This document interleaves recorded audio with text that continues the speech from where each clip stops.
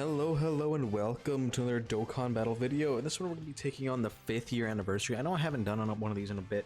I have been posting them pretty much daily, but I haven't actually done any of these events since the first time they came out.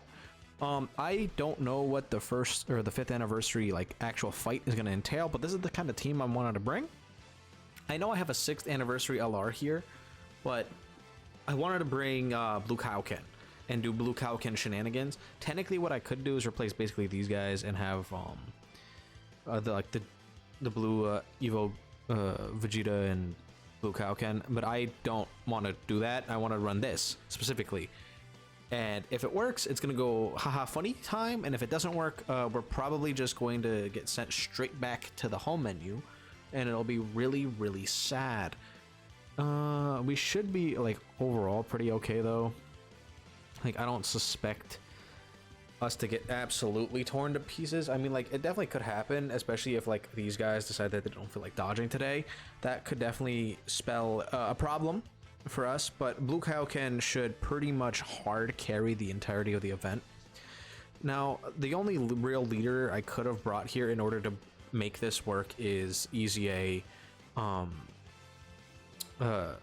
UI Goku, which again, he's not amazing or anything, but he will function properly, especially if we can get his transformation off really fast, as well as if it's not on the same rotation that Blue Kaioken is on, because it'll pop Blue Kaioken's Spirit Bomb and everything like that, and I don't want that to happen. It does seem like we are going through this really quickly. Also, I'm pretty sure I'm not going to get the full missions for this because I don't have a physical character.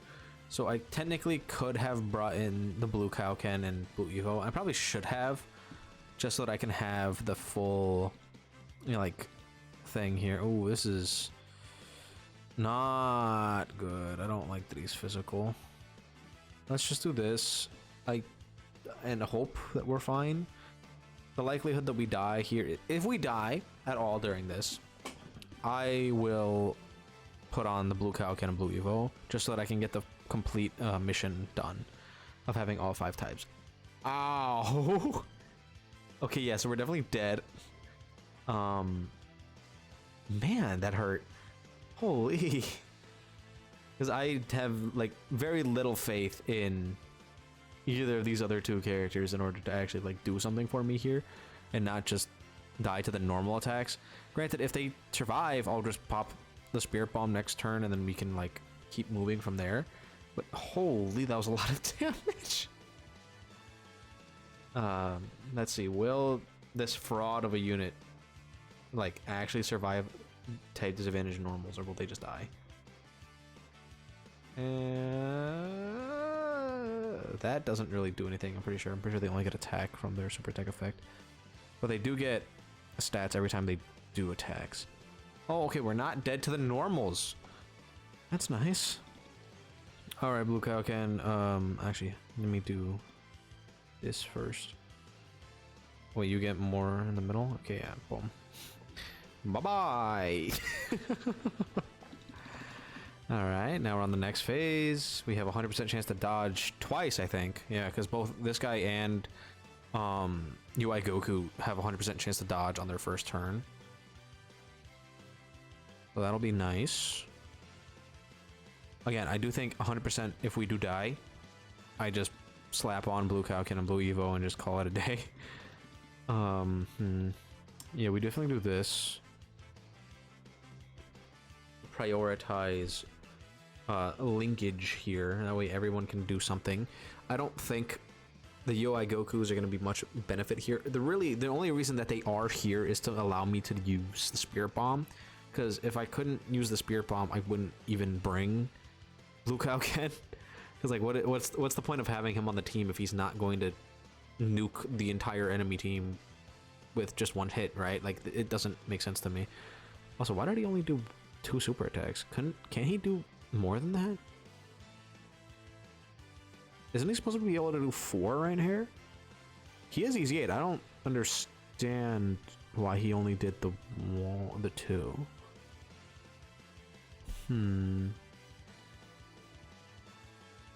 He has a count. Oh, probably to the active skill. That would make sense. Yeah, this is fine to do.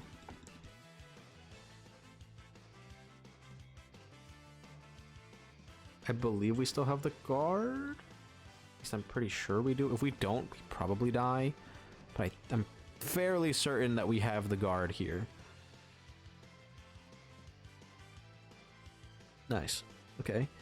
Blue Kalkin is going to get built up a little bit. 10 million attacks that really easily.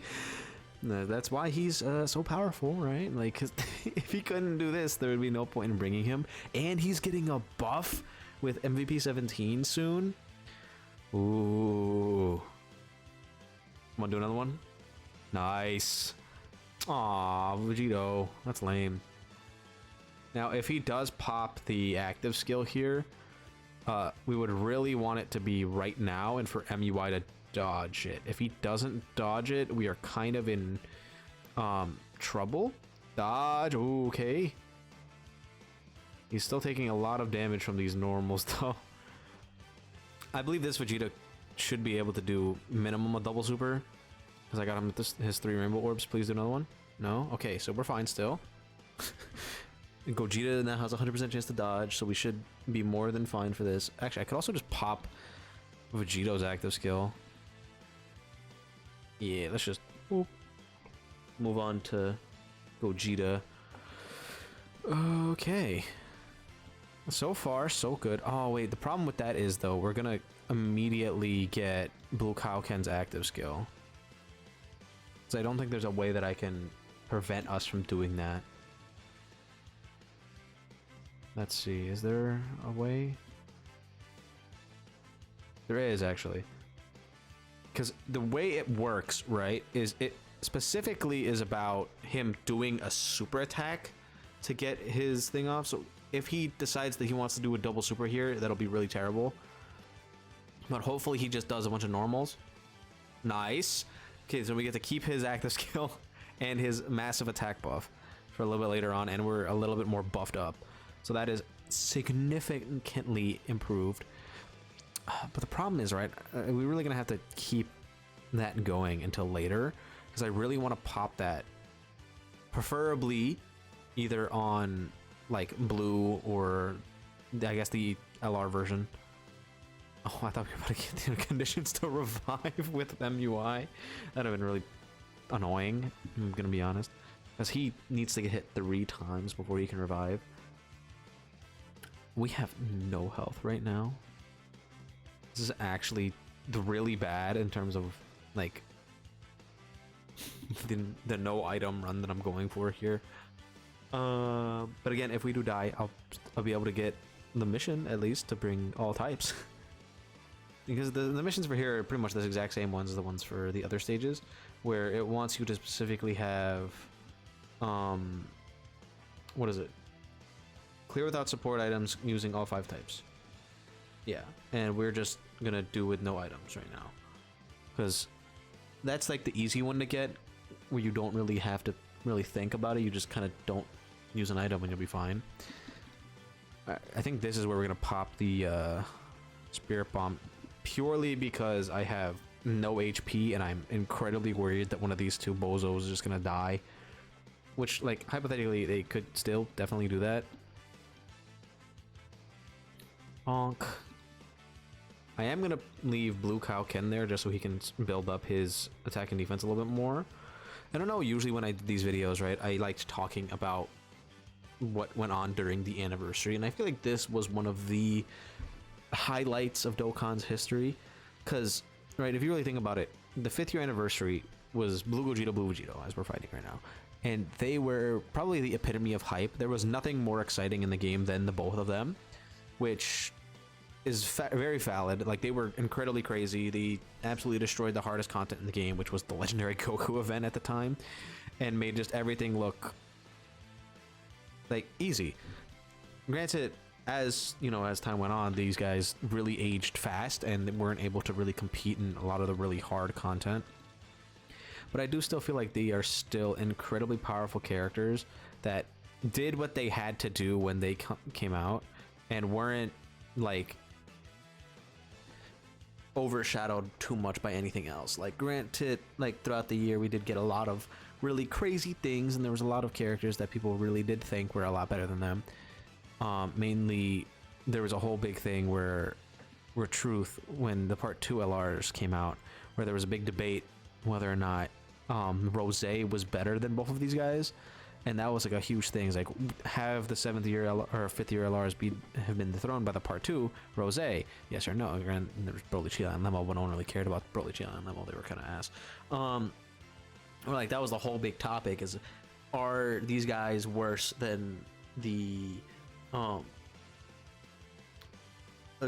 Rose that came out right afterwards? I never thought that, to be honest. I never really cared about the Rose. Like, he does a lot of damage, he's really cool, but that's pretty much all he does, and it never really like felt like he was better than these guys to me.